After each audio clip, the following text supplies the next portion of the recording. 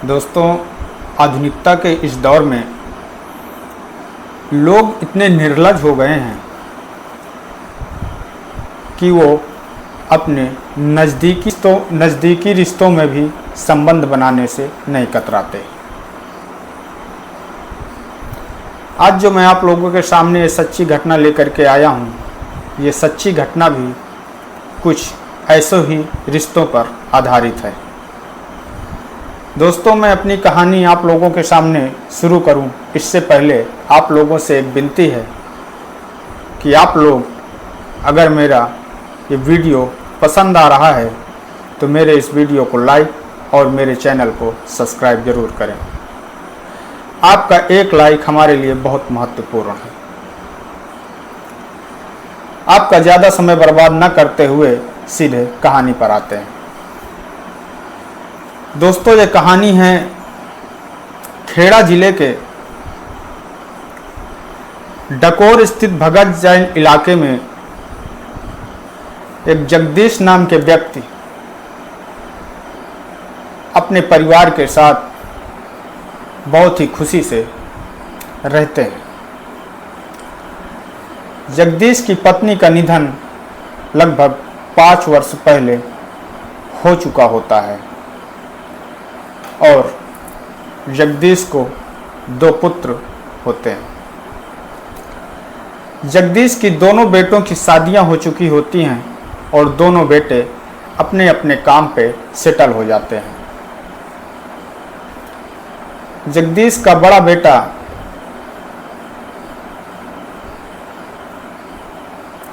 घर पर ही रह करके अपना बिजनेस देखता है और जगदीश का छोटा बेटा बाहर रह करके नौकरी करता है। जगदीश के घर में बहुत खुशी का माहौल होता है और सब बड़े राजी खुशी से आपस में मिल करके रहते हैं।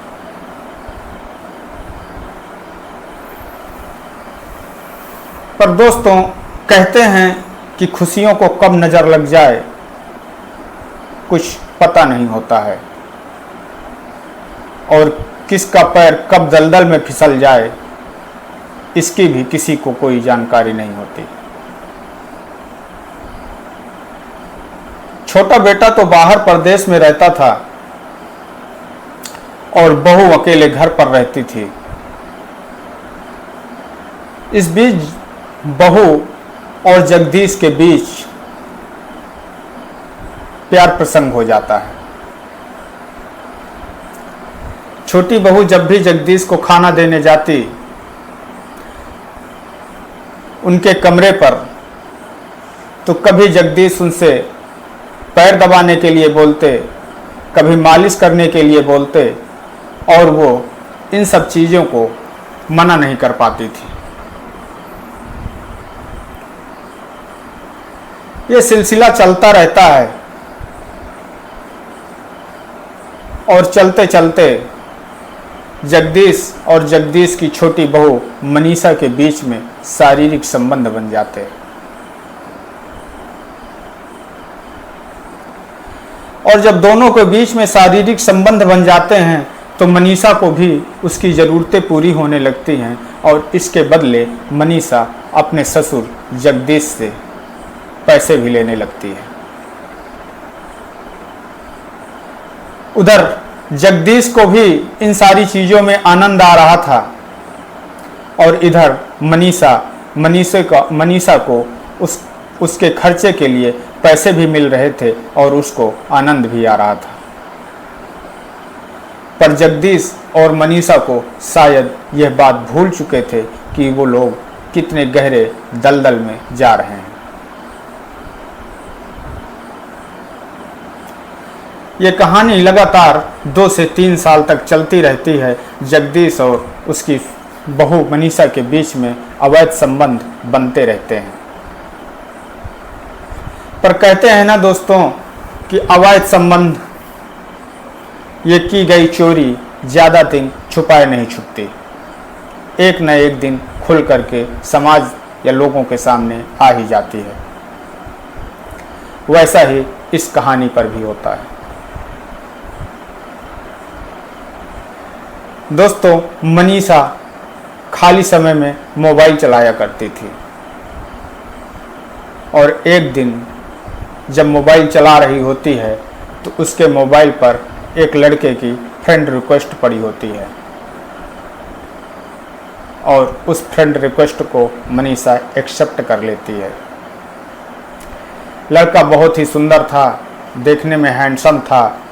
मनीषा की और उस लड़के की आपस में चैटिंग होने लगती है और मनीषा उस लड़के से प्यार करने लगती है। मामला यहाँ तक बढ़ जाता है कि मनीषा और वो लड़का साथ में भागने के लिए तैयार हो जाते हैं और तैयार होने के बाद मनीषा को 2 लाख रुपए भागने के लिए ज़रूरी होते हैं या 2 लाख रुपए की ज़रूरत होती है और अगर उसकी ये कोई ज़रूरत पूरी कर सकता था तो वो थे जगदीश। इसलिए एक दिन वो फिर अपने ससुर जगदीश को अपनी मीठी मीठी बातों में फंसाती है और अपने दूसरे घर जो चोल स्थित होता है वहाँ पर अपने ससुर को लेकर के जाती है और वहाँ पर जाने के बाद दोनों रात भर आपस में संबंध बनाते हैं और संबंध बनाने के बाद मनीषा जगदीश अपने ससुर से बोलती है कि उसे 2 लाख रुपए की ज़रूरत है जो कि वो उन्हें दे दें, पर जगदीश मनीषा को 2 लाख रुपए देने से मना कर देता है और जब जगदीश मनीषा को 2 लाख रुपए देने से मना कर देते हैं तो मनीषा को गुस्सा आ जाता है और वो जगदीश पर लोहे की राड से जोरदार प्रहार करती है, जहां जगदीश अपनी दम तोड़ देते हैं और मनीषा अपने घर में ताला लगा करके अपने निवास स्थान पुरानी जगह पर फिर आ जाती है। इधर समय धीरे धीरे बीतता जाता है। 1 दिन, 2 दिन, 3 दिन जब हो जाते हैं और जगदीश का कहीं पता नहीं लगता तो जगदीश का बड़ा बेटा विजय शर्मा अपने पिता को ढूंढते ढूंढते अपने चोल वाले मकान पे पहुंच जाता है और जब वो अपने चोल वाले मकान का गेट खोल करके मकान के अंदर प्रवेश करता है तो देखता है कि वहाँ पर बेडरूम में उसके पिता की लाश अर्धनग्न अवस्था में छत बिछत पड़ी होती है और यह देख करके वह सूचना पुलिस को जा करके देता है और जब पुलिस वहाँ पर पहुँचती है तो जगदीश को लाश को अपनी कस्टडी में ले करके पोस्टमार्टम के लिए भिजवा देती है। उधर लाश पोस्टमार्टम को जाती है, इधर बड़ा बेटा विजय शर्मा को अपने छोटे बेटे की पत्नी मनीषा शर्मा पर शक होता है और वो यह बात पुलिस को बताता है और जब यह बात पुलिस मनीषा शर्मा को कस्टडी में लेकर के सख्ती से पूछती है तो मनीषा टूट जाती है और टूट जाने के बाद वो एक एक बात पुलिस को बताती है।